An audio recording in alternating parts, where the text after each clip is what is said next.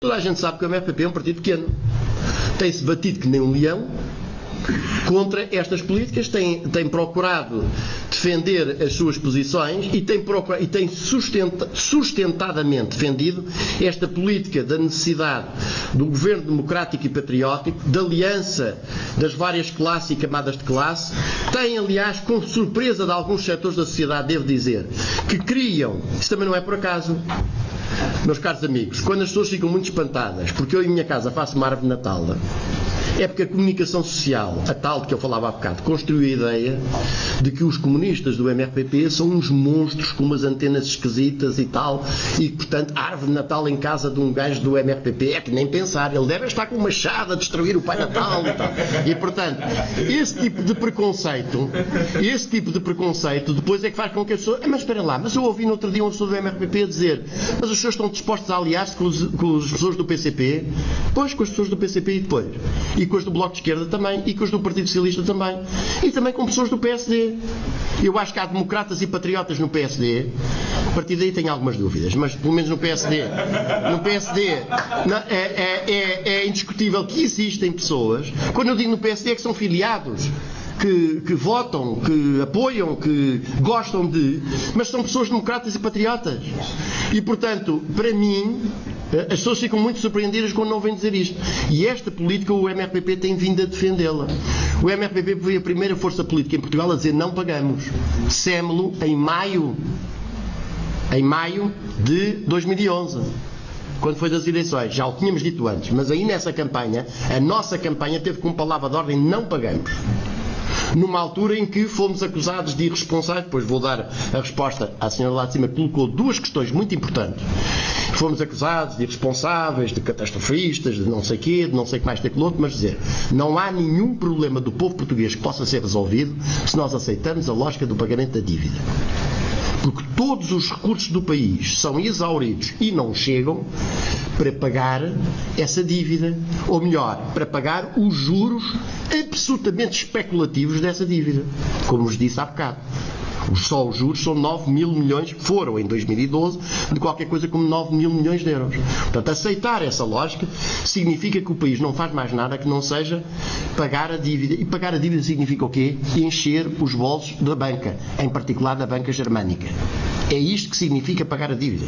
Portanto, agora, evidentemente que temos as nossas dificuldades, temos as nossas insuficiências, mas temos batido por isso. Por exemplo, nós temos batido pela realização de uma greve geral. Aliás, temos batido por uma realização de greves gerais, as que forem necessárias, pelo tempo que for necessário para derrubar o governo.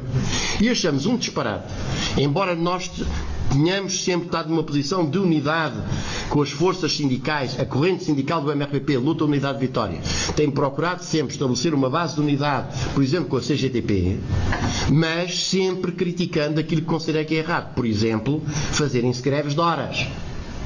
Greves de horas não dá resultado nenhum. Serve apenas para o patrão meter ao bolso o dinheiro daquelas horas e no dia seguinte forçar o ritmo de trabalho e ir lá buscar aquele que trabalha mais de graça. E não serve, tem de ser greves gerais. Não há nenhuma greve geral que não tenha que ter um objetivo político claro, senão as pessoas não aderem. E o objetivo político claro é a emergência nacional neste momento. Qual é? Correr com o governo. A greve geral deve ter por objetivo derrubamento do governo. Portanto, dizem mudar de política, mas como mudar de política como?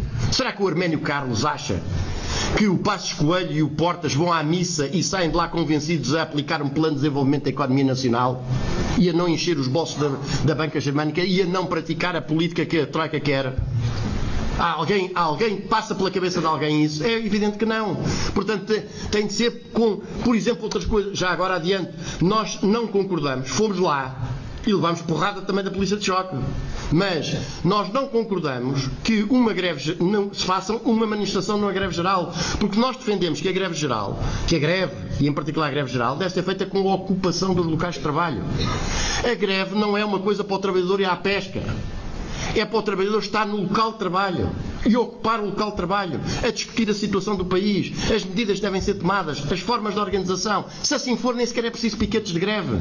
Porque se tiverem 2 mil trabalhadores da Carris dentro da estação de Santa Amaro ou de Cabo Ruivo, não é preciso um piquete de 15 a levar a porrada da polícia para impedir fura-greves. Eles pura e simplesmente não se mexem lá dentro.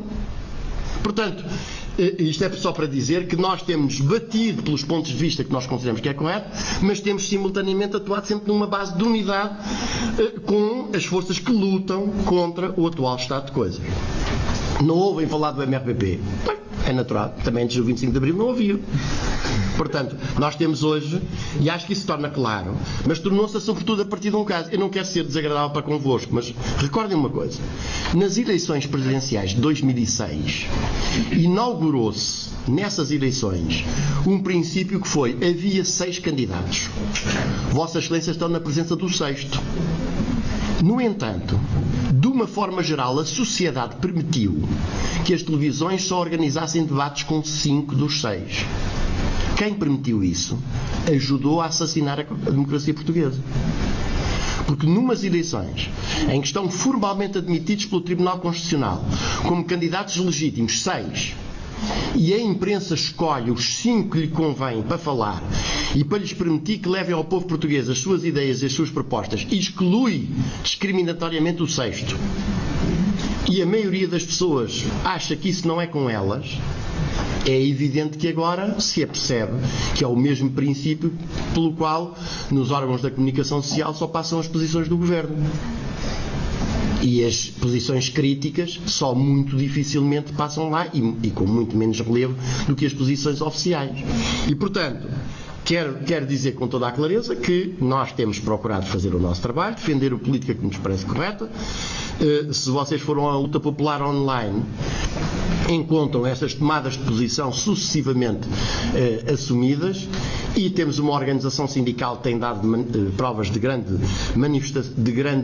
vivacidade e de grande capacidade interventiva. Evidentemente que, sendo uma organização não muito numerosa, não tem a capacidade de intervenção logística que outras têm. Mas os partidos são como as pessoas, não se medem aos palmos, medem-se é pela justeza das suas posições. Porque se as suas posições forem injustas, eles podem ser muito grandes, vão desaparecer da história. Se as suas posições forem injustas, nos momentos históricos adequados, as pessoas vão ver quem é que tinha razão e as suas fileiras aumentam grandemente.